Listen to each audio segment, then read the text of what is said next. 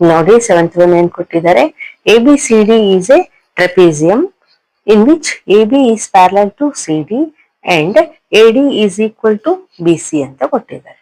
Show that number 1 angle A is equals to angle B ಅಂತ ಕೇಳಿದ್ದಾರೆ. Number 2 angle C is equals to angle D ಅಂತ ಕೇಳಿದ್ದಾರೆ. Number 3 triangle ABC is congruent to triangle BAD. Number 4 AC is equals to BD ಅಂತ ಕೇಳಿದ್ದಾರೆ. Okay, ನೋಡಿ ಇಲ್ಲಿ ABCD is a trapezium ಅಂತ ಕೊಟ್ಟಿದ್ದಾರೆ. ಇನ್ನು AB is parallel to CD. Okay, ಒಂದ್ ಪೇರ್ ಪ್ಯಾರಲಲ್ ಇರ್ತಾವಲ್ವಾ ಟ್ರೆಪೆಜಿಯಂ ಅಲ್ಲಿ, ಅದೇ ಕೊಟ್ಟಿದ್ದಾರೆ. ಇನ್ನು AD is equal to BC ಅಂದ್ರೆ ಈ ಸೈಡ್ ಈಕ್ವಲ್ ಇದೆ ಅಂತ ಕೊಟ್ಟಿದ್ದಾರೆ. ಸೊ ಈಗ ನಾವೇನ್ ಶೋ ಮಾಡ್ಬೇಕು, angle A is equals to angle B, ಈ ಆಂಗಲ್ ಈಕ್ವಲ್ ಇದೆ ಅಂತ ತೋರಿಸ್ಬೇಕು. ಓಕೆ, ಈಗ ನೋಡೋಣ. ಅವರು ಎಕ್ಸ್ಟೆಂಡ್ ಮಾಡಕ್ ಹೇಳಿದಾರಲ್ವಾ, ಹಿಂಟ್ ಅಲ್ಲಿ ಕೊಟ್ಟಿದ್ದಾರೆ ನೋಡಿ. ಸೊ ನಾನು ಇಲ್ಲಿ ಮಾಡಿದ್ದೀನಿ, extend AB and draw a line through C parallel to AD or DA intersecting AB produced at E ಅಂತ ಕೊಟ್ಟಿದ್ದಾರೆ. ಸೊ ಮಾಡಿದ್ದೀನಿ. ಸೊ ಈಗ ನಾವು ಏನ್ ಮಾಡಿದ್ದು ಬರಿಬೇಕು ಕನ್ಸ್ಟ್ರಕ್ಷನ್ ನಲ್ಲಿ. ಸೊ ಪ್ರೊಡ್ಯೂಸ್ AB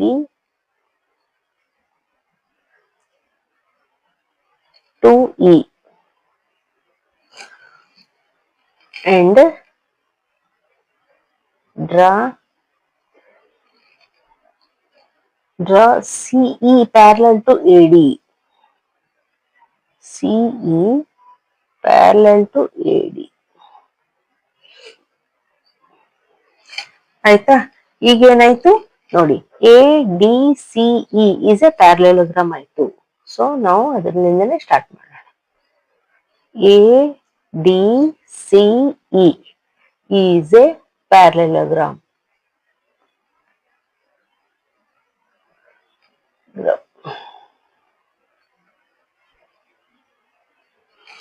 ಯಾಕೆ ಅವರು ಕನ್ಸ್ಟ್ರಕ್ಷನ್ ಹೇಳಿದ್ರಲ್ವಾ, ಸೇಮ್ ಅದೇ ರೀತಿ ಕನ್ಸ್ಟ್ರಕ್ಟ್ ಮಾಡಿದ್ರೆ ನಮ್ಗೆ ಅದು ಪ್ಯಾರಲೋಗ್ರಾಮ್ ಆಯ್ತು. ಈಗ ಪ್ಯಾರಲೋಗ್ರಾಮ್ ಆದ್ಮೇಲೆ ನೋಡೋಣ ನಾವು ಏನ್ ಫೈಂಡ್ ಔಟ್ ಮಾಡೋದು. First angle A is equals to angle B. ಈಗ ನೋಡಿ AD is equals to CE ಆಗತ್ತಲ್ವಾ, ಯಾಕೆ ಅಪೋಸಿಟ್ ಸೈಡ್ಸ್ ಆಫ್ ಪ್ಯಾರಲೋಗ್ರಾಮ್ ಆಯ್ತಲ್ವಾ ಈಗ. ಸೊ ನಾವು ಅದನ್ನ ಹೇಳ್ಬೋದು, AD is equals to CE. Reason, opposite sides of parallelogram. ಈಗ AD is equals to BC ಕೂಡ ಇದೆ, ಇದು ಅವರೇ ಕೊಟ್ಟಿದ್ದಾರೆ ನೋಡಿ, ಇಲ್ಲಿ ಕೊಟ್ಟಿದ್ದಾರಲ್ವಾ. ಸೊ ಅದನ್ನು ಬರೆಯೋಣ, AD is equals to BC, ಇದು ಗಿವನ್ ಇದೆ ಅಲ್ವಾ. ಈಗ AD is equals to CE ಇದೆ, AD is equals to BC ಇದೆ ಅಂದ್ಮೇಲೆ BC is equals to CE ಆಯ್ತಲ್ವಾ. ಸೊ ಅದನ್ನೇ ಬರೆಯೋಣ.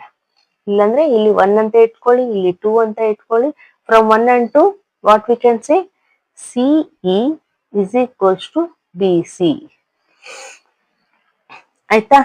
ಈಗ ನೋಡಿ CE ಕೂಡ ಈಕ್ವಲ್ ಆಯ್ತು, ಈ 2 ಸೈಡ್ಸ್ ಈಕ್ವಲ್ ಆಯ್ತು.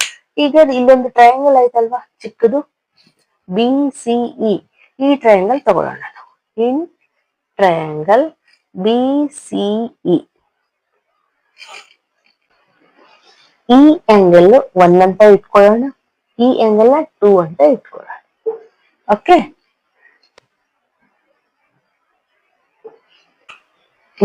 ನೋಡಿ ಈಗ in triangle BCE, CE is equals to BE ಇಲ್ಲೇ ತೋರಿಸಿದ್ವಿ. ಇನ್ನು angle 1 is equals to angle 2 ಆಗುತ್ತಲ್ವಾ, ಯಾಕೆ 2 ಸೈಡ್ಸ್ ಈಕ್ವಲ್ ಇದಾವೆ ಅಂದ್ರೆ ಈ ಸೈಡ್ಗೆ ಅಪೋಸಿಟ್ ಆಂಗಲ್ ಇದಿದೆ, ಈ ಸೈಡ್ಗೆ ಅಪೋಸಿಟ್ ಆಂಗಲ್ ಇದಿದೆ. ಸೊ ಅದನ್ನೇ ಬರೀಬಹುದು, angle 1 is equals to angle 2. Reason, opposite angles to equal sides of triangle are equal. ಅಲ್ವಾ? ಈಗ ನೋಡಿ ಆಂಗಲ್ ಎ, ಈ ಆಂಗಲ್ ಈ ಆಂಗಲ್ ಆಡ್ ಮಾಡಿದ್ರೆ ಎಷ್ಟಾಗತ್ತೆ ನೋಡಿ.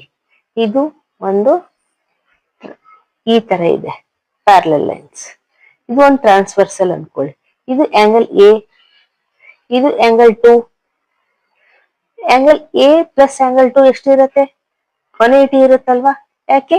ಕೋ ಇಂಟೀರಿಯರ್ ಆಂಗಲ್ಸ್ ಅಲ್ವಾ? Sum of two angles is equals to 180 ಇರುತ್ತೆ. ಸೊ ಅದನ್ನೇ ಬರೆಯೋಣ.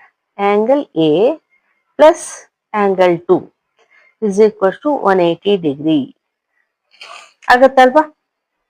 ಯಾಕಂದ್ರೆ ಪ್ಯಾರಲಲ್ ಲೈನ್ ಇದ್ರೆ ಆಗತ್ತೆ. ಸೊ ಈ ಟೂ ಪ್ಯಾರಲಲ್ ಲೈನ್ಸ್ ಇದಾವೆ, ಇದು ಟ್ರಾನ್ಸ್ವರ್ಸಲ್ ಆಯ್ತು.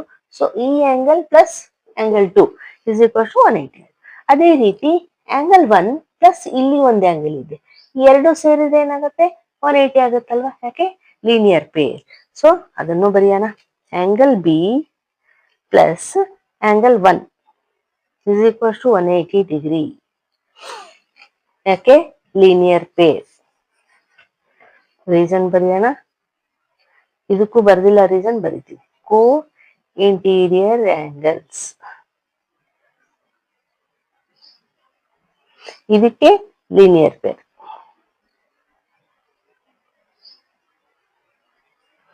ನೋಡಿ, ಇದಕ್ಕೆ 3 ಅಂತ ಇಡೋಣ, ಇದಕ್ಕೆ 4 ಅಂತ ಇಡೋಣ. ಈಗ ನೋಡಿ, ಆರ್ ಎಚ್ ಎಸ್ ಈಕ್ವಲ್ ಇದ್ರೆ ಎಲ್ ಎಚ್ ಎಸ್ ಕೂಡ ಈಕ್ವಲ್ ಇರ್ಬೇಕಲ್ವಾ? ಸೊ ನಾವೇನ್ ಮಾಡೋಣ? From 3 and 4 left hand side ಒಂದೇ ಬರ್ಕೊಳ್ಳೋಣ. Angle A plus angle 2 is equals to ಏನಾಗುತ್ತೆ? Angle B is equals to angle 1 ಆಯ್ತಲ್ವಾ? ಈಗ ನೋಡಿ, angle 1 is equals to angle 2 ಇದೆ, ಇಲ್ಲಿ ನಾವು ತೋರಿಸಿದ್ವಿ. ಸೊ ನಾವೇನ್ ಮಾಡ್ಬೋದು? ಎರಡನ್ನೂ same ಇದಾವಲ್ವಾ?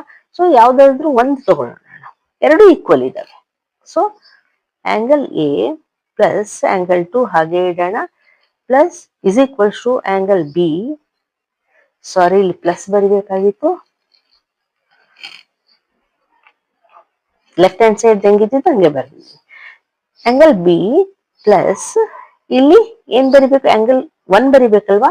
Angle 1 is equals to angle 2 ಇದೆ ಅಲ್ವಾ? ಸೊ ನಾನು ಆಂಗಲ್ 2 ಬರಿತೀನಿ. ಇಲ್ಲಿ ರೀಸನ್ ಬರಿತೀನಿ. Angle 1 is equals to angle 2 ಇದೆ. ಸೊ ಯಾವ್ದಾದ್ರು ಬರಿಬೋದು. ಯಾಕೆ ಬರಿತಾ ಇದ್ದೀನಿ ಅಂದ್ರೆ ನಮ್ಗೆ ಸಿಗತ್ತೆ, ಆನ್ಸರ್ ಸಿಗತ್ತೆ. ಇಲ್ಲಿ ನೋಡಿ, ಈ ಆಂಗಲ್ 2 ನ ಈಕ್ವಲ್ಸ್ ಟು ಕಡೆ ಕಳ್ಸಿದ್ರೆ ಏನಾಗುತ್ತೆ? ಮೈನಸ್ ಆಗತ್ತೆ. ಸೊ ಕ್ಯಾನ್ಸಲ್ ಆಯ್ತು. ಸೊ ಏನ್ ಉಳಿತು? Angle A is equals to angle B ಉಳಿತು. ಅಂದ್ರೆ ಇದೇನಿದು ಫಸ್ಟ್ ಕ್ವಶನ್ಗೆ ಆನ್ಸರ್ ಆಯ್ತು. ಒಂದ್ ಕ್ವಶನ್ ನಾವು ಪ್ರೂವ್ ಮಾಡಿದ್ವಿ. Okay, angle A is equals to angle B. ಈಗ ಸೆಕೆಂಡ್ ಒನ್ ಮಾಡಿ. ನೋಡಿ, ಈಗ ಸೆಕೆಂಡ್ ಕ್ವಶನ್ಗೆ ಸಾಲ್ವ್ ಮಾಡೋಣ.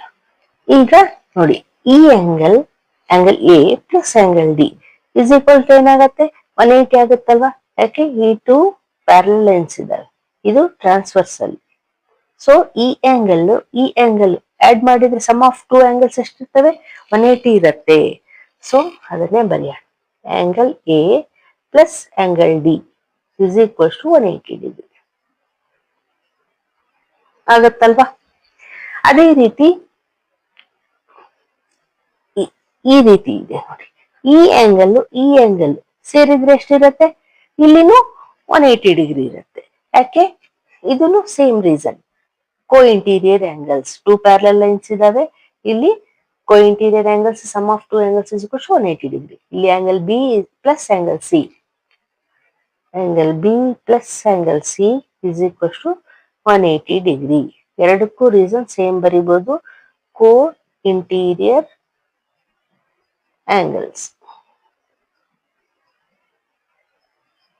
ಎರಡು ಲೈನ್ ಪ್ಯಾರಲ್ ಇದ್ದು ಟ್ರಾನ್ಸ್ವರ್ಸಲ್ ಬಂದ್ರೆ ನಮಗೆ sum of two angles is equals to 180 degree ಆಗುತ್ತೆ.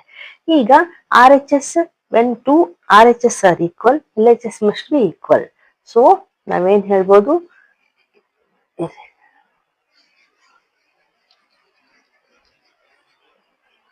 ನೋಡಿ, ಇದನ್ನ ನಾವು 5 ಅಂತ ತಗೊಂಡ್ರೆ, ಇದನ್ನ ನಾವು 6 ಅಂತ ತಗೊಂಡ್ರೆ ಹೇಳ್ಬೋದು. ಫ್ರಮ್ 5 and 6 ಏನ್ ಹೇಳ್ಬೋದು? R H S, when R H S are equal, L H S will be equal. Therefore angle A plus angle D is equals to angle B plus angle C. ಈಗ ನೋಡಿ, angle A is equals to angle B ಅಂತ ಈಗ ತಾನೇ prove ಮಾಡಿದ್ವಲ್ವಾ. So ನಾವೇನ್ ಹೇಳ್ಬೋದು, angle A is equals to angle B. ಅದಕ್ಕೆ ನಾವು ಒಂದೇ ತಗೋಬಹುದಲ್ವಾ. ನೋಡಿ, angle A plus angle D is equals to angle B ಬದಲು ಆಂಗಲ್ ಎನೇ ತಗೋಬಹುದು. ಯಾಕೆ, angle A is equals to angle B ಈಗ ತಾನೇ ಪ್ರೂವ್ ಮಾಡಿದ್ವಿ. Plus angle C as it is. ಇಲ್ಲಿ ಬ್ರಾಕೆಟ್ ಅಲ್ಲಿ ಬರೆಯೋಣ, angle B is equals to angle A. ಅದಕ್ಕೆ ನಾವು ಈ ರೀತಿ ತಗೊಂಡಿದೀವಿ ಅಂತ. ಈಗ ಕ್ಯಾನ್ಸಲ್ ಮಾಡ್ಬೋದಲ್ವಾ, ಸೇಮ್ ಇದೆ. So cancels. ಏನ್ ಉಳಿತು, angle D is equals to angle C ಉಳಿತು. ಇದನ್ನೆಲ್ವಾ ಸೆಕೆಂಡ್ ಕ್ವಶನ್ ಕೇಳಿದ್ದವರು, angle C is equals to angle D ಅಂದ್ರೆ ಒಂದೇ, angle D is equals to angle C ಅಂದ್ರು ಒಂದೇ. ಇದು ಸೆಕೆಂಡ್ ಕ್ವಶನ್ ಆನ್ಸರ್ ಆಯ್ತು. ಈಗ ಥರ್ಡ್ ಕ್ವಶನ್ ಮಾಡೋಣ. ನೋಡಿ, ಈಗ ಥರ್ಡ್ ಒನ್ ಏನ್ ಪ್ರೂವ್ ಮಾಡಕ್ ಹೇಳಿದ್ದಾರೆ, triangle A B C is congruent to triangle B A D ಅಂತ ಪ್ರೂವ್ ಮಾಡಿ ಅಂತ ಹೇಳಿದ್ದಾರೆ. ಇಲ್ಲಿ ಟ್ರಯಾಂಗಲ್ ಎಲ್ಲಿದೆ, ಎ ಬಿ ಸಿ ಇಲ್ಲ. ಸೊ ನಾವೇನ್ ಮಾಡ್ಬೇಕು, ಜಾಯಿನ್ ಮಾಡ್ಕೋಬೇಕು. ಇಲ್ಲಿ ಟ್ರಯಾಂಗಲ್ ಮಾಡ್ಕೋಬೇಕು ನಾವು. ನೋಡಿ, ಈ ರೀತಿ ಮಾಡ್ಕೊಂಡ್ರೆ ಟ್ರಯಾಂಗಲ್ ಎ ಬಿ ಸಿ ಆಯ್ತು. ಇನ್ನು ಟ್ರಯಾಂಗಲ್ ಬಿ ಎ ಡಿ ಕೂಡ ಟ್ರಯಾಂಗಲ್ ಇಲ್ಲ, ನಾವು ಅದನ್ನು ಮಾಡ್ಕೋಬೇಕು.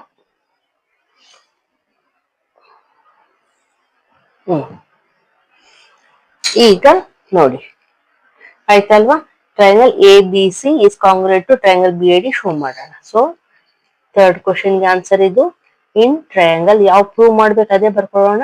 So in triangle A B C and triangle B A D ಏನೇನು ಈಕ್ವಲ್ ಇದಾವೆ ನೋಡೋಣ. ನೋಡಿ, ಎ ಬಿ ಸಿ ಈ ಟ್ರಯಾಂಗಲ್, ಬಿ ಎ ಡಿ ಈ ಟ್ರಯಾಂಗಲ್. ಎ ಬಿ ಕಾಮನ್ ಇದೆ ಅಲ್ವಾ, ಈ ಸೈಡ್ ಎರಡು ಟ್ರಯಾಂಗಲ್ ಕಾಮನ್ ಇದೆ. ಸೊ ಬರೆಯೋಣ, A B is equals to A B.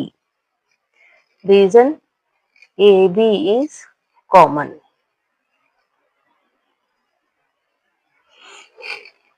ಆಯ್ತಲ್ವಾ. ಇನ್ನು angle A is equals to angle B prove ಮಾಡಿದ್ವಲ್ವಾ ನಾವು already. So angle A is equals to angle B proved above ಅಂತ ಬರೆಯೋಣ. ಇನ್ನು ನೋಡಿ, A D is equals to B C ಇದೆ ಅಲ್ವಾ, ಅದು ಅವರೇ ಕೊಟ್ಟಿದ್ದಾರೆ ಇಲ್ಲಿ. ಸೊ ಅದನ್ನು ಬರೆಯೋಣ, A D is equals to B C. ಇದು ಗಿವನ್ ಇದೆ. ನೋಡಿ, ಇಲ್ಲಿ ಸೈಡ್ ಮ್ಯಾಚ್ ಆಯ್ತು, ಇಲ್ಲಿ ಆಂಗಲ್ ಮ್ಯಾಚ್ ಆಯ್ತು, ಇಲ್ಲಿ ಸೈಡ್ ಮ್ಯಾಚ್ ಆಯ್ತು. Under SAS criteria, two triangles are said to be congruent. Therefore, triangle ABC is congruent to triangle BAD under SAS criteria. ಆಯ್ತಲ್ವಾ, ಟೂ ಟ್ರಯಾಂಗಲ್ಸ್ ಪ್ರೂವ್ ಮಾಡಿದ್ವಿ. ಈಗ ಥರ್ಡ್ ಕ್ವಶನ್ಗೆ answer ಆಯ್ತಿದ್ವಿ. Fourth question ಏನ್ ಕೇಳಿದ್ದಾರೆ, AC is equals to B D. AC is equals to B D ಅಂದ್ರೆ ಈಗ ತಾನೇ ನಾವು ಪ್ರೂವ್ ಮಾಡಿದೀವಿ. ಟೂ ಟ್ರಯಾಂಗಲ್ಸ್ ಕಾಂಗ್ರುಯೆಂಟ್ ಅಂತ ಪ್ರೂವ್ ಮಾಡಿದ್ರೆ ಇವು CPCT ಅಂದ್ರೆ ಟೂ ಸೈಡ್ಸ್ ಈಕ್ವಲ್ ಆಗ್ತವೆ. ಸೊ ಅದನ್ನೇ ಬರೆಯೋಣ, AC is equals to B D CPCT. Reason ನೋಡಿ, ಈ ಆಂಗಲ್ ಅಪೋಸಿಟ್ ಈ ಸೈಡ್ ಇದೆ, ಈ ಆಂಗಲ್ ಅಪೋಸಿಟ್ ಈ ಸೈಡ್ ಇದೆ. So corresponding parts of congruent triangles are equal. ಇದು ಫೋರ್ತ್ ಕ್ವಶನ್ಗೆ ಆನ್ಸರ್, ಇದು ಥರ್ಡ್ ಕ್ವಶನ್ಗೆ ಆನ್ಸರ್. ಸೊ ಎಲ್ಲ ಕ್ವಶನ್ಸ್ ಸಾಲ್ವ್ ಮಾಡಿ. ಓಕೆ, ಈಗ ನೆಕ್ಸ್ಟ್ ಒನ್ ಮಾಡೋಣ.